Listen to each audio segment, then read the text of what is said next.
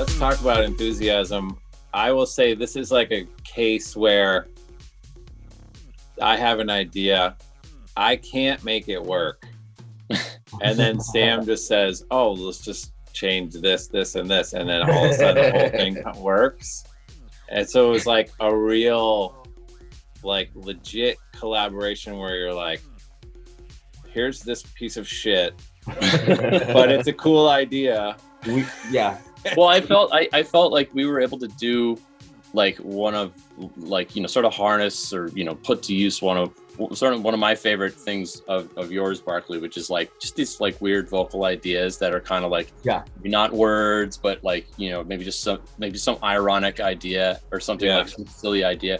And yeah, like we had like some bed going, and yeah, it was sort of out of sync with, I think you had like the acid line in it. Well, I was doing this like triple dotted eighth, but then the beat was like completely different beat. It was like from 2 beats ago, and I like couldn't make the square peg go into the round hole on it. Right. And I was like, I don't know what to do with this. I have this thing, it's a good idea, but it sucks. There was another vocal on it at first too. What was that vocal? Yeah. That was because that was from like 2 versions ago. Yeah, exactly. Yeah, and it was totally like, different idea. It was like a whole different. It said vocal. like I think or something. I think, yeah. I think.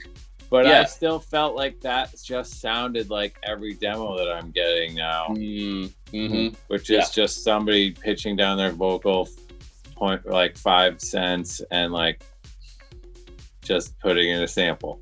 Yeah. Like it's like every track that comes in has that now. Yeah. This was a little bit more like funny. Let's try to make it like some kind of weird driving disco track. Yeah. I don't even know how that turned around because like the first, it was sort of like this house-ish kind of track.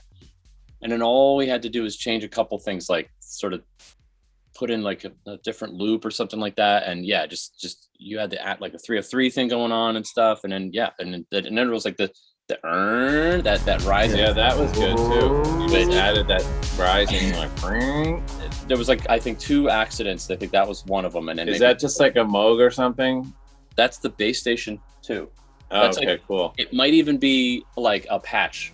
I'm completely unafraid of using default patches on synth because I don't care either. Nobody cares, and it's like, I mean, why wouldn't I?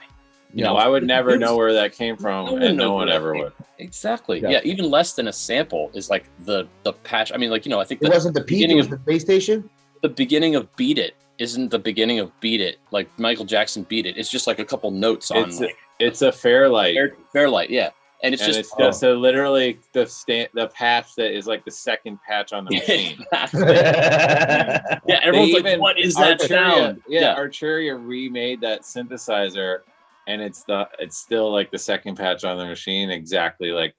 Yeah, it's incredible. Like that's kind of an interesting legal question of like, if you make a super recognizable patch and then somebody makes it like the most recognizable song in the world, you get nothing.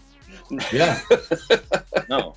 That's it. Who invented, like, who sat down and programmed like the 808 and 909 drum sounds? Oh my God. Some engineer. They never got. It's a guy in Japan. Poland. Yeah, I was gonna say it's probably a guy in Japan who like has a completely different job now. Yeah. It was on like a million records. Like a the only reason that it sounds like that is because the chip was fucked up. Right. Yeah. Like some of them. Yeah, exactly. Like some of the things are just like, or like the 303. You know, it was supposed to sound like a bass guitar. Right. It's like a failed. They failed at what they wanted to do. Yeah, it was their attempt at making a fake bass guitar.